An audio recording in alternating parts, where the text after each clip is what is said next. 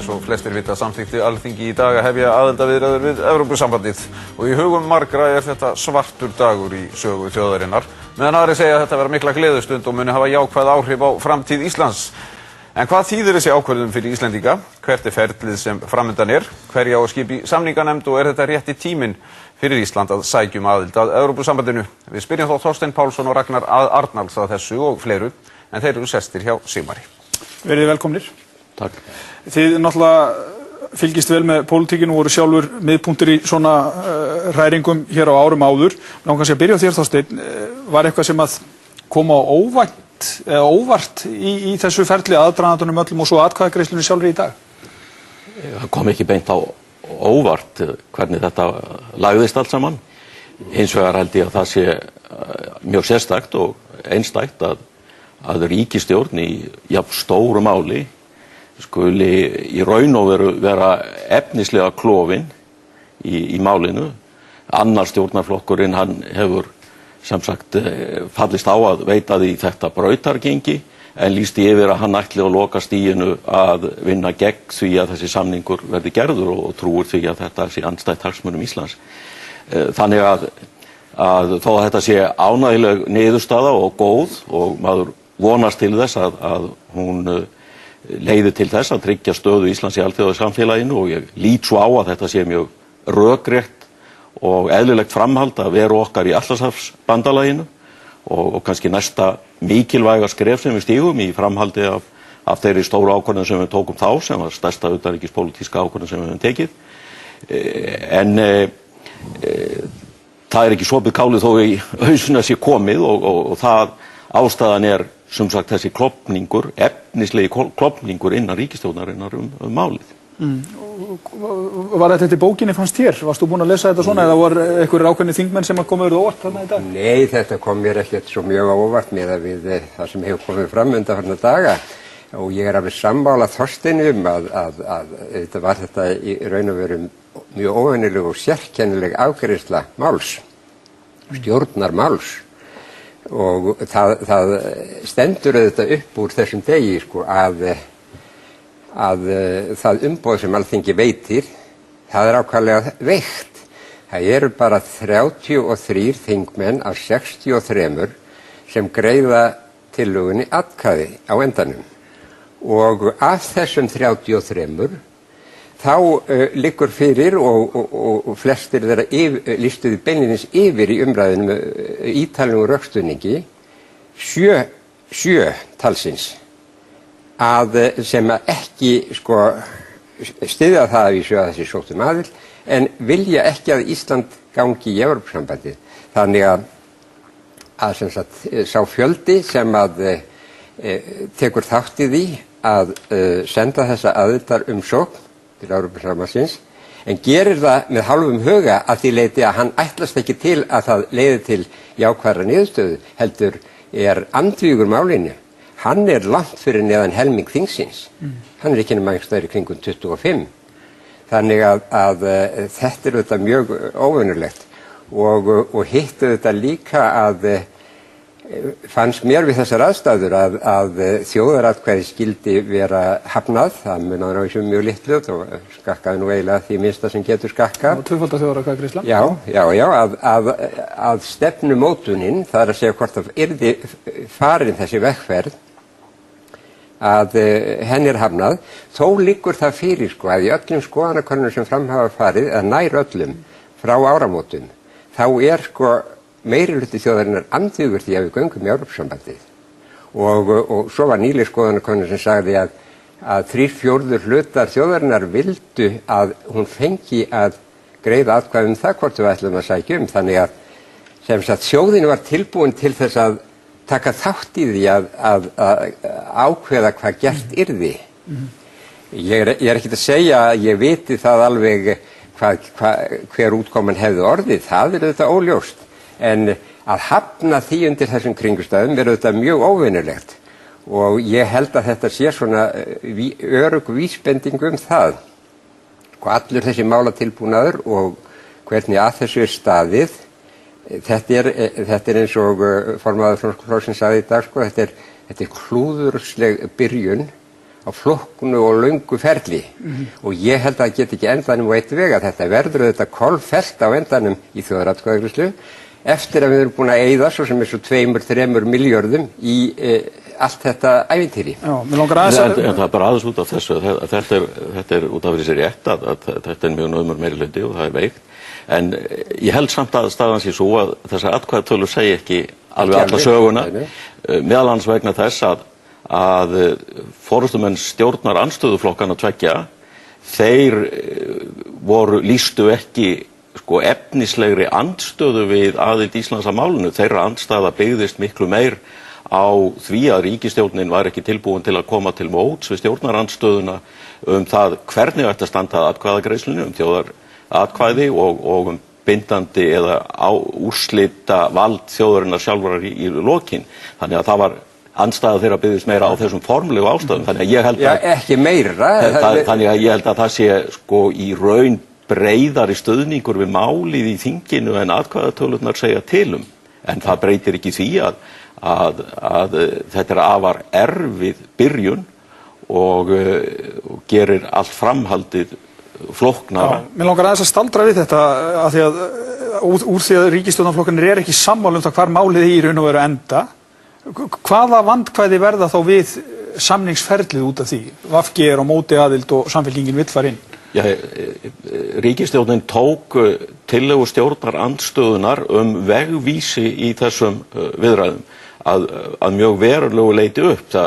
Það er ýmsir ágallar á þessum vegvísi og ég er ekki sáttur við allt sem í honum en það var þó mikilvægt framfaraspor að utanríkisnefnd hún féllst á þessar hugmyndir stjórnarandstöðu flokkana vegvísi í umræðunum og þar er skýrt kveðið á hvernig á að standa að viðræðunum, hverju á að kalla til og samkvæmt því þá felst í þessari ákvörðun að það verða kallaðir til bæði fulltrúar hagsmunahópa en líka allra flokka í þinginu. Þannig að ef stjórninni tekst að byggja upp breiðari trúnað og breiðari samstöðu meðferð málsins en henni tókst í dag að þá hef ég trú á því að þetta mál muni vinnast á lokum því að það eru svo augljós og skýr rök fyrir því að við göngum þarna inn. En því miður þá fór minna fyrir röksemdafærslunni fyrir inngöngunni vegna þess að ríkisstjórnin var ekki aðstöðu til að færa fram rökina því að annar stjórnarflokkurinn var andvígur þeim og hún gat því ekki fært fram rökin fyrir málinu og það eru auðvitað alveg ógjörningur að halda málinu áfram í þeirri stöðu menn er að tefla ekki mikla tvísýnu með því móti. Er það ekki þannig Þorsteinn að rökin þau hafa langsamlegu mesturleyti verið þau að krónan sé orðin ónýt og við verðum að huga að gjaldeyrismálunum og við verðum að taka upp evru og samt er það svo að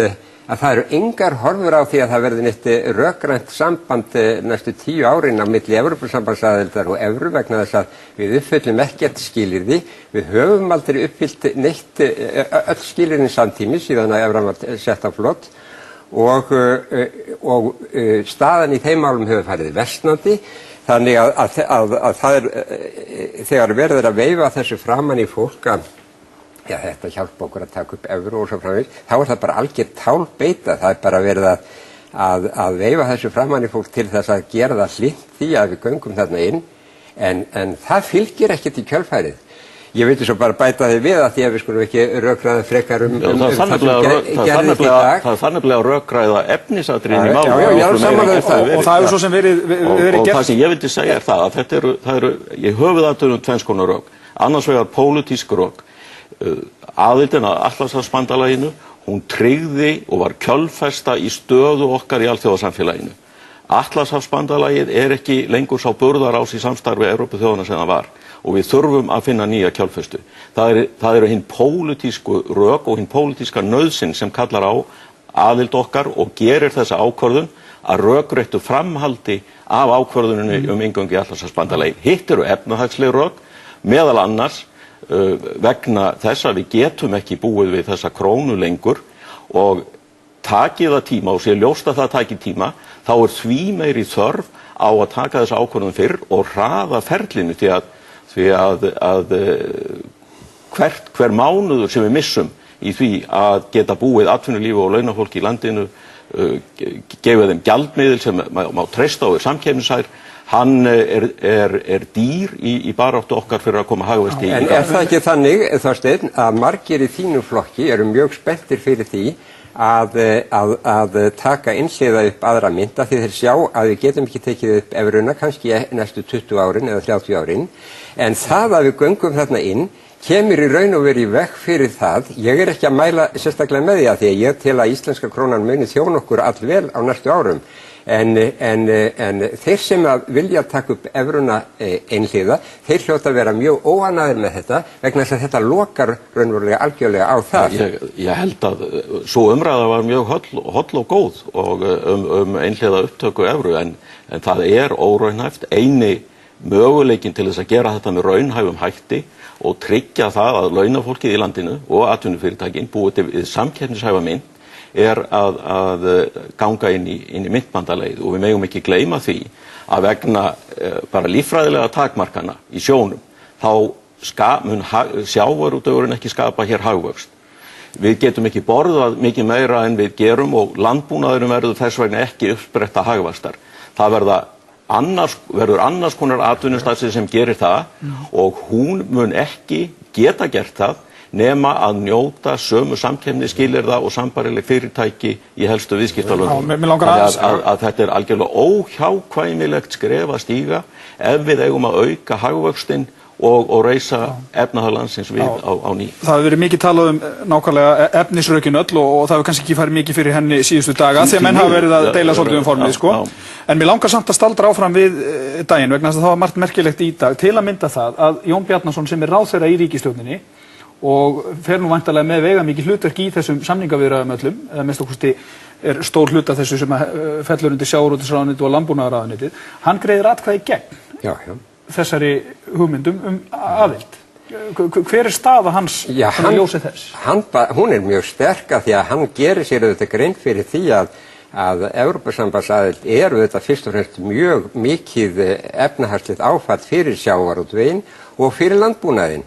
Og ég veit það að hann hefur fólkið í sjávarútveginum og fólkið í landbúnaðinum alveg fullkomlega með sér í þessu að vera það á móti. En hann að greiða atkvæði gegn eigin tillögum að segja? Já, hann flutti ekki þessa tillögu, hann tók það fram áður en ríkisstjórnin var mynduð að hann myndi greiða atkvæði á móti þessu og hann er fullkomlega samkvæmur sjálfum sér. En þeir sem aftur á móti greiða atkvæði með aðild en ætla ekki að samþykja aðild þegar þar að kemur og á móti því að við göngum inn í Evrópusambandið, þeir eru ekki sjálfum sér samkvæmir að mínu áliti. Ég segi það alveg hreint út og ég segi það líka að það sækir engin þjóð aðild að Evrópusambandinu sem að ekki vill gangi í Evrópusambandið. Það er þetta sem er svo undarlegt í málinu að þegar að meirihluti þjóðarinnar sýnir sig í skoðanakönnunum að vera á móti þessu, að þá verið að reyna að tróða okkur þarna inn. Ég viss það að þú getur farið yfir allar Evrópuþjóðirnar sem hafa sótt aðild að Evrópusambandinu og það hefur engin þjóð sótt aðild við svona undarlega kringumstæður. Það hafa alltaf verið öryggir þingmeirihlutar á bakvið sóknir og auðvitað mikill vilji hjá viðkomandi þjóðum að ganga inn. Þjóðir hafi hafnað aðildarsamningi, Noregur náttúrulega skýrir sig það. Ég held að fyrir alveg sammála Ragnar í þessu að þetta er mjög óvenjuleg aðstafa og ég líka sammála því að menn eiga ekki gangi í Evrópusambandinu ef menn vilji það. Það er út af fyrir sig alveg grundvallaratriði. Hvað segir þá afstöðu Jóns Bjarnasonar í dag? Þetta er mjög sérstakt. Í svipinn man ég nú ekki eftir nema einu atviki ég held að það hafi verið 1969 þegar einn af ráðherrum Alþýðuflokksins greiddi atkvæði gegn nýjum verðlagslögum og frjálsri verðmyndun sem sú ríkisstjórn var með og hans eigin eða samflokksmaður í ríkisstjórn var með í þinginu. Það kom á óvart, það var svolítið rætt það hvort hann ætti að segja af sér, hann gerði það ekki, en ég er alveg vissum að viðskiptaráðherrann sem flutti frumvarpið og átti að framkvæma lögin hefði greitt atkvæði gegn þeim, að þá hefði hann orðið að víkja því að þingið hefði ekki sagt sig við það að maður sem var andvígur lögunum ætti að framkvæma þau og það er kannski svolítið sú staða sem er upp í dag hvernig á ráðherra sem er andvígur aðild að Evrópusambandinu að bera ábyrgð á samningum viðkvæmasta hlutan í samningunum. Já, hann auðvitað vel fallið til að gæta hagsmuna landbúnaðar. Ég ekkert að draga það í efa, en ég nú þeirra skoðunar að þó að þetta sé erfitt bæði fyrir sjávarútveginn og landbúnaðinn, þá eru líka í þessum miklir kostir og þegar við metum heildar hagsmuni þjóðarinnar, að þá engin vafi það að þeir eru meiri heldur en ókostirnir og þess vegna mikilvægt að þeir stýri þessum viðræðum sem raunverulega vilja fara í þá vegferð og menn eiga auðvitað ekki að gefa sig í það að stýra viðræðum aðild ef menn eru andvígir þá eiga menn að taka hinn pólinn og berjast gegn því. Ragnar nefndi hérna áðan að þetta tæki 2-3 ár, kostaði 2-3 milljarða minni með að þú hafi sagt, ertu sammála þeim tímaramma sem hann er að nefna hérna og upp á honum? Já, ég held að þetta gæti tekið skemmri tíma. Það eru þarna nokkrir þættir sem eru erfiðir og það eru sjávarútvegsmálin, landbúnaðarmálin og svo aðildin að myntsamstarfinu og þetta verða að mínum mati erfiðustu kaflarnir í viðræðunum og geta tekið nokkuð tíma. Hitt á að vera nokkuð fljótlegt. Þannig að ég hefði haldið að við gætum náð þessu á 18 mánuðum eða 2 árum en aðalatriðið það að það sé gengið skipulega til verks og menn byrji frá fyrsta degi að byggja upp traust og á því sem er að gerast og reyna að tryggja breiðari samstöðu því að það er mjög mikilvægt hverri einustu þjóð og ekki síst smáum þjóðum að menn reyni að ná sem breiðasti samstöðu í utanríkismálum því að styrkur okkar út á við skipt byggir mikið á því að samstæðan sé breið. Það var samstæða 3 flokka sem lá til grundvallar utanríkisstefnunni með aðildin Atlantshafsbandalaginu á sínum tíma og það mikilvægt að reyna að byggja þá breiðu samstöðu upp núna frá fyrsta degi eftir að þessa ákvörðun hefur verið tekin.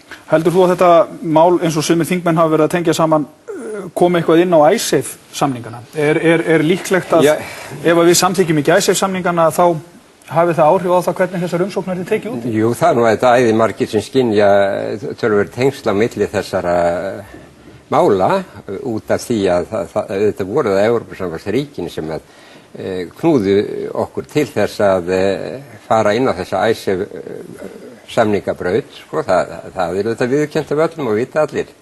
Þannig að það eitt með öðru sem getur flækt þetta mál en að því að við vorum að tala hvað þetta tækja langan tíma þá sagði Össur bara fyrir fáinu dögum síðan að þetta tekur 2,5-3 ár. Hann sagði það, þannig ég trúi því nú að það tæki nú ekki skemmri tíma og ég alveg klár á því að allt þetta tala evruna að það mun taka svona 10-20 ár í það minnsta. Þannig að hún ekkert handa við hornið? Nei, það er svona svo, en ég vildi bara bæta því við að því það líður svo... Því meiri ástæði til að hraða verkinu ef það tekur langan tíma. En ég vildi bara bæta því við að svona í framhaldinu, þegar við hugsum það sem gerist á næstu 2-3 árum, þá finnst mér að því við erum nú hérna í sjónvarpssal, þá finnst mér mjög þýðingarmikið að fjölmiðlar átti sig nú loksins á því að þeir verða að gæta jafnræðis þegar að þessar 2 fylkingar takast á núna í aðdraganda þjóðaratkvæðagreiðslu sem verður eftir 2-3 ár. Þeir verða í umræðum þetta mál að reyna að gæta jafnræðis. Þið finnst það að hafa skort á það? Eða? Já, mér finnst það að hafa skort ansi mikið á það. Ætla ekki að nefna neinn dæmi hér, en ég held að vegna lýðræðisins í landinu og vegna lýðræðislegrar umræðu að þá verða allir fjölmiðlar að gæta þess að hleypa báðum sjónarmiðum og mönnum frá báðum sjónarhólum að svona nokkuð þannig að gætt sé jafnræðis. Mér finnst nú heldur hafa hallað á það að það vanti í fjölmiðla efnislegar upplýsingar gildi þess fyrir Ísland og Íslendinga að ganga í sambandi. Mér finnst nú hallin heldur hafa verið á þann vegi. Það nú ekki bara, Þorsteinn, vegna þess að rökin fyrir aðild eru svo fátæklega að það svo lítið sem hægt að tína til? Nei. Ég náttúrulega hrættur það. Þvert á móti. Já, mér langar líka að staldra við eitt. Það þarf að skipa samninganefnd og fá fólk til þess að semja alla þessu hlut og það nú stundum verið að nefna þitt nafn í því, Þorsteinn? Er þetta starf sem þú getur hugsaðir að taka aður ef að falast fyrir þetta? Ég hef séð eitthvað bollaleggingar það. Ég veit ekki til þess að það hafi verið nefnt en þetta mál á forræði ríkisstjórnarinnar og það hún sem tekur ákvörðun það. Það eina sem ég hef séð það hvernig þessi vegvísir sem stjórnarandstaðan knúði fram inn í nefndarálitið tekur á því hvernig ríkisstjórnin á að skipa og þar skipa þessum samningabálum bæði með samráðsnefndum og ráðgjafarnefndum og samráð við stjórnarandstöðuna og ég ger bara ráð fyrir því að ríkisstjórnin eða utanríkisráðherrann muni vinna eftir þeirri forskrift sem þar Áttu vonað að verði ágreiningur þessa hluti alla? Já, það getur auðvitað vel orðið ágreiningur það hvernig á að halda á málinu vegna þess að málið í raun og veru alfarið í höndum utanríkisráðherra. Hann á síðast orðið það hvernig þessu málum skipað og það þetta ákaflega hætt við því að það getur orðið mikill ágreiningur það. Maður sé nú bara hasarinn sem hefur orðið út af einni landbúnaðarskýrslu sem hann stakk undir stól og ekki sást það í marga mánuði. Það eftir að vera mörg svoleiðis hneykslismál ég alveg vissum. Já. Ég líka alveg vissum það að við eftir að heyri ykkur aftur í þessari umræðu því að hún verður fyrirferðar mikil hér næstu árin. Ég þakka ykkur kærlega fyrir að koma hingað í Kastljós.